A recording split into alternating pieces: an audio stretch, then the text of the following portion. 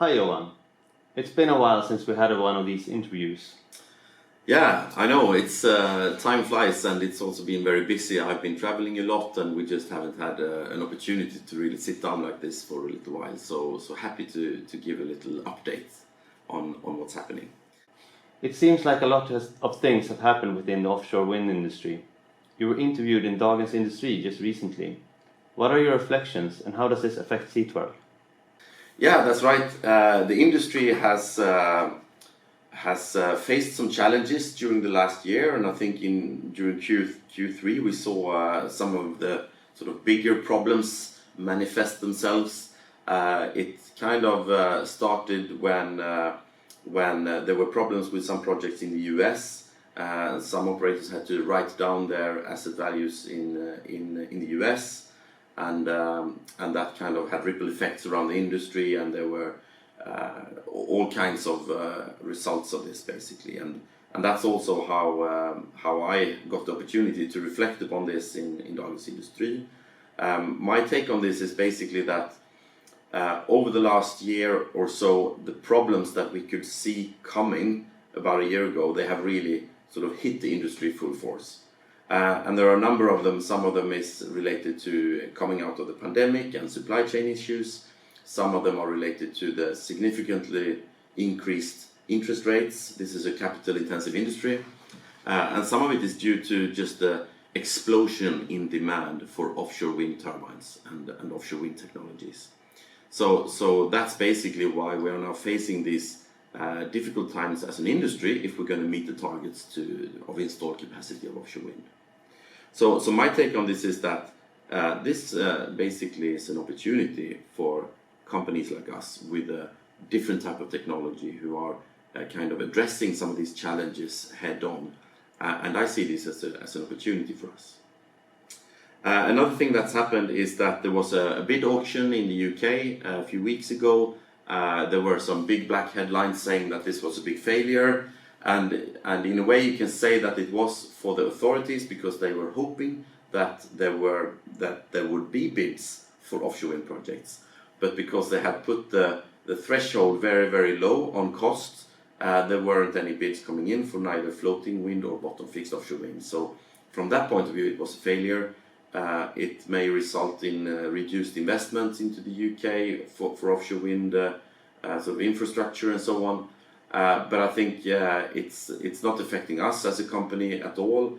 But it could be that next year, when there is a new auction, there could be obviously an increased threshold, and then it could be many new projects coming through. So I'm not particularly concerned about that one. It will be maybe a little bit of a delay for the industry, but not too much.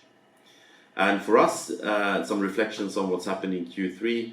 I think I mentioned in the last interview as well that Seatwork has received its first commercial revenues.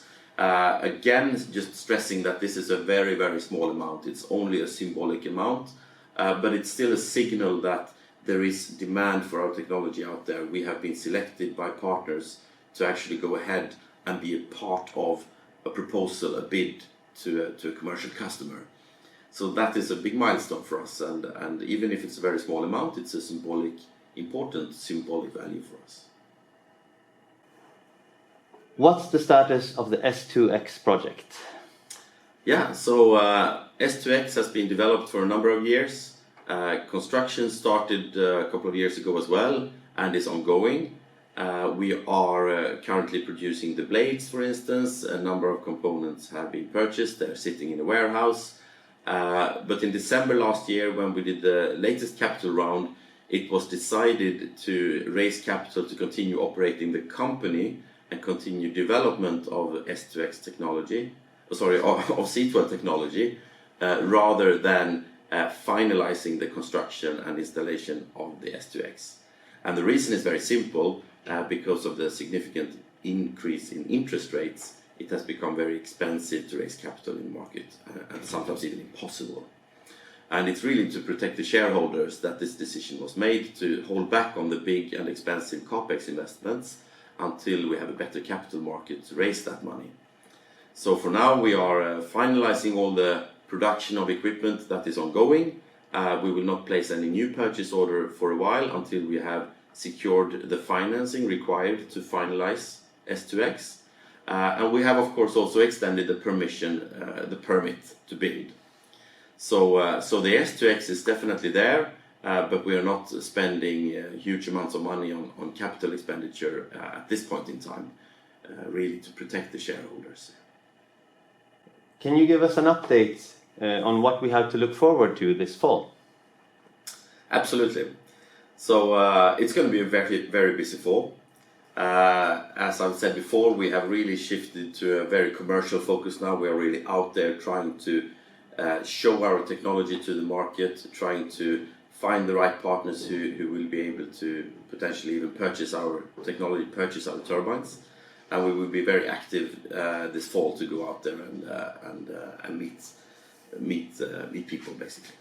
So already next week, our head of business development, Peter Lauritz, he will go to Japan. He will spend a whole week there, not just for a conference, Japan Offshore Wind 2023, but also to meet a number of stakeholders and companies who are interested in C12. So it will be very interesting to hear what comes out of that. I'm going to go to London. There are a number of activities happening there. I'm going to be at the embassy for an event there. I'm going to meet important stakeholders and authorities also in London. What's happening else next week? We have the Swedish Wind Power Conference in Stockholm. We're going to be there. Our CTO is going to Stavanger to attend the OTD, Offshore Technology Days, which is normally an offshore oil and gas conference, but now it's also offshore wind in there as well. And since we also see opportunities in the interface between offshore wind and oil and gas, it's also a very important conference for us. On Tuesday next week is Oslo Offshore Wind Day, Norwegian Offshore Wind Day. So in the next couple of weeks there's going to be a lot of traveling, a lot of conferences and a lot of meetings for us. And then during sort of November and December we will be in Asia twice actually. Once in the Philippines, where we have been invited with the BAPSEA program to attend some meetings with other Swedish companies as we approach the Southeast Asian market. And the Philippines has been identified as one of the most promising markets for us. So we will have a person there. I'm going to go to Singapore to attend the Asian meetings with Business Sweden as well, together with a number of Swedish companies. Very exciting to be a part of that.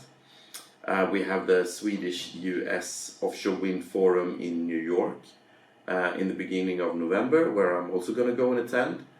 And on top of that, we will also have other trips around Europe to meet partners and potential clients. So Q4 is going to be an incredibly intense period for us.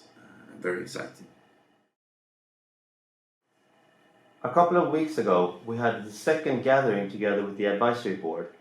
How was it, and what was the outcome of these meetings? Yeah, so very early September, we gathered not just the advisory board actually, but also the board and the management team, and also some people from the team itself. And we had 2 full days up in Lysekil and in Uddevalla, both visiting the blade fabrication for the S2 blades, which takes place in Uddevalla. And then all of us went to Lysekil. We took a boat, we had chartered a boat, and we went out to see the S1 spinning in the water. And then we had a nice little boat journey down to the conference center, where we then gathered for 2 days with dinners and lunches and some very good strategy meetings with all these people. So that was amazing actually, and we both managed to, I think, give everybody a real good understanding of the technology, because obviously some of the advisory board have not been here before to see the C12 technology with their own eyes. It's also very impressive to come to the blade fabrication site in Uddevalla and just see the sheer size of these blades and how big they are, and what an impressive sort of engineering that has gone into this. So really, really nice days, and really, really good discussions. And it's just very comforting and reassuring for us to have these really experienced people in the advisory board. It gives us comfort in our decision making. It gives us comfort in in the way we then shape our strategy going forward. So fantastic couple of days there.